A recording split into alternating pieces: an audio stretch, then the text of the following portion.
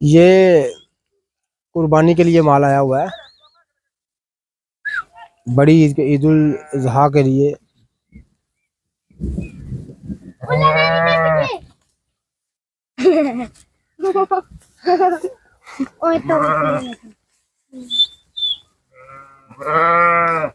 बहुत बड़ा एक रेवड़ है, छोटे बच्चे भी हैं साथ उसके रेवड़ के।